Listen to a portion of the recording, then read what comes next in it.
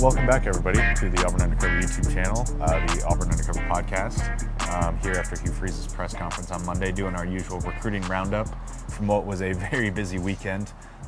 In all areas. Yeah, goodness. There's people everywhere Saturday for sure. Yeah, the sideline is the opportunity where all the recruits come out before the game, watch warm-ups. They'll pull some of them out onto the field, meet with the coaches and whatnot. Not a lot of spare real estate on the sideline. Not a lot of spare real estate in the recruiting section during the game. The sideline partially because there were just a ton of people there, but then the recruiting section obviously packed out with a ton of guys as well. Yeah, no, there were people everywhere, and you're talking about not only just football. There were some basketball visitors there, a bunch of baseball visitors there. Heck, you had Hall of Fame baseball guys everywhere. You had Frank Thomas and Chipper Jones, former Braves manager Eric Snicker, Brian Snicker was there. David Ross was there. Tim Hudson, Mark DeRosa. There were baseball guys everywhere too. So it was a star-studded sideline, which helps out when you start getting guys to talk about recruiting stuff. It does. The recruits, a lot of them were getting pictures with Cam Newton. Saw some selfies from some of the main guys. I saw a group of the commits all getting a picture with Cam. The current Auburn commitments. That definitely helps. It gets those guys excited. A lot of these guys, dating ourselves a little bit here, that's some of their first football memories. Absolutely. Probably. No question is about watching Cam Newton, which is crazy to think about. Yeah. But that was a big part of it. And then in terms of the recruits on campus, Jason, we'll start with the official visitors, Nico Heppy. He stands out in a crowd. Yeah. Second time we got to see the big New Zealander. Listed at 6'7", 370. He's every bit of that. Mm-hmm. He looks massive in a crowd. He's next to Wilson Zaire, who's not small by any means, and he makes Wilson look like a tight end. Yes, really, and he's a big kid. Yeah. So it's good to see those guys on campus. Obviously, get him to see his first football game and take all that in. So he was so excited. I wrote it in a preview piece. I said I don't think there's going to be a recruit that's more excited to be at the game than Nico Heppy. Yeah. And as everyone is kind of upset after the loss and whatnot, that is something that I can still enjoy, seeing a kid from New Zealand who's never been to a college football game before in his life. To see that atmosphere. Be so excited, see that atmosphere and be like, that was the coolest thing ever, love it, be so excited. He was messaging me and some of the other commits saying, look, we got to stay locked in, we can make the change. It's a guy that gets super fired up about that, so that's really cool. Other official visitor, Lasiah Jackson, the Stanford cornerback commit, continue to feel like Auburn sits in a really good spot for him. His quote was, I fall in love with it more every day, or something along those lines. Every time he's been to Auburn, which is twice now this year, he's liked it more and more. Yeah, no, I think you look at it, and those are the things right now you're counting on is that, that love, that familiarness. That's going to play a big part with this class because you're looking to go, look, the things you had hoped for, you can still get to 9 wins. And we talked about it before the year. I thought 8-4, 9-3 was about the ceiling for this team. That means you're going to have to get on a run to get there.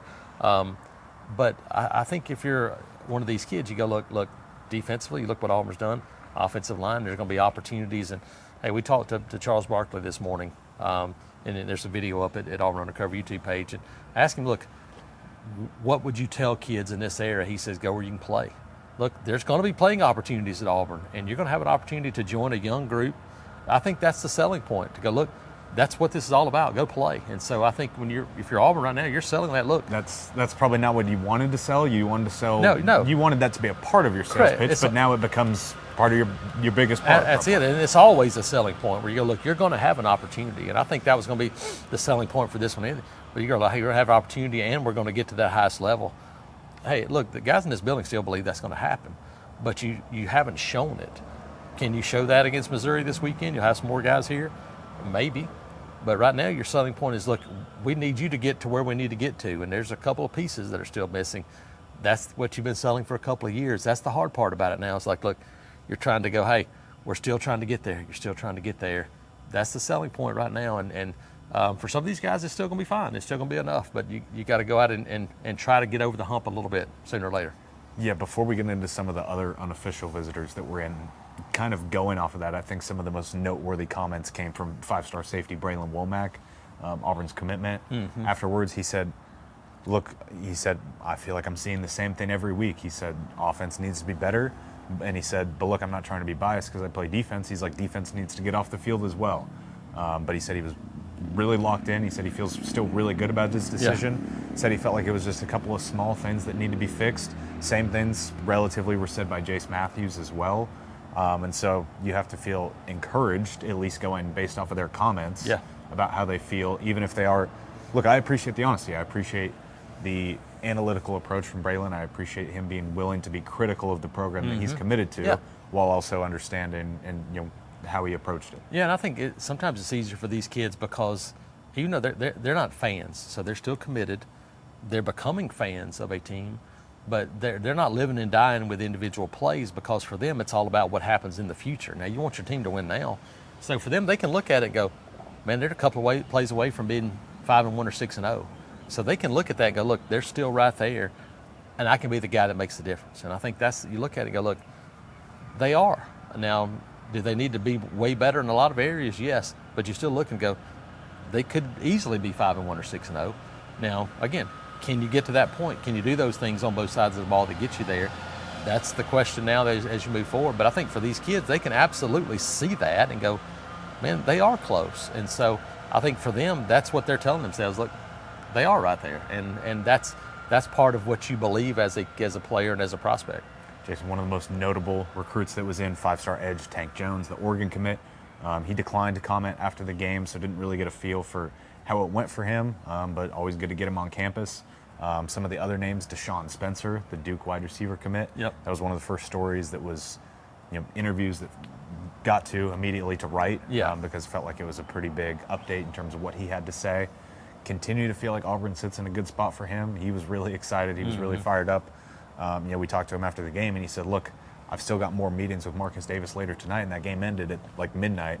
He said, I'm talking with him more, working on setting up our official visit and really kind of getting things going even more. So that one feels like it continues to trend in the right direction for Auburn. Yeah, I think you look at guys like that, and you have the brothers in Wells brothers. Some of those guys are committed to other schools that you feel like Auburn's in a pretty good spot for.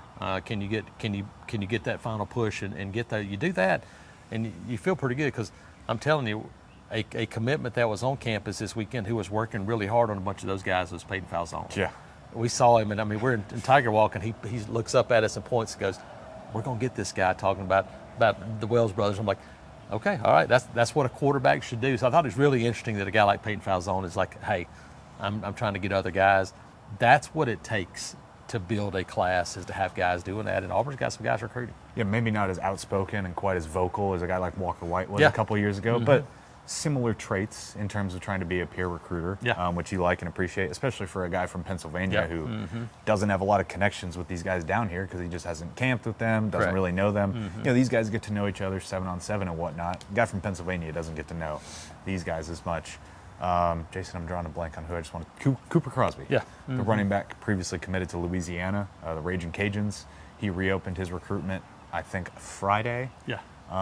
Shortly before Steve visiting. Robertson, our Mississippi State, one of our Mississippi State guys, went over and watched him, and he opened it back up and is now, taking a look at around, and so see how that goes. But obviously he was on campus and here for a game Saturday. He said Auburn is leading, which feel like they're in a good spot for him. Feel like that they like him a good bit, and so we'll see what kind of happens. He said he's not in a rush to make a decision. Because he was committed. He wants to officially visit Mississippi State, officially visit Auburn, but we'll kind of see what happens there with him as well. Another guy that Auburn's leading for, Donovan Moore, the 2027 defensive lineman, did find it noteworthy, though. He's kind of toyed with the idea of an early commitment. He said, now I'm thinking towards doing something the summer before my senior year, which it's kind of reaching the point where an early commitment, what does it how important are those? Correct. I think they get less and less important every year, and they've always been. And they're becoming more and more popular, but less and less important, correct, in my opinion. Because things change so much. Everything changes. NIL changes, all the things that factor into building a roster, and we don't know what it's going to look like moving forward. When you start talking about a salary cap and all the things that go into that, it's going to be very, very different 6 months from now, much less 16 months from now. Another 2026 that I should have touched on before jumping to Donovan Moore, Shadarius Tootle.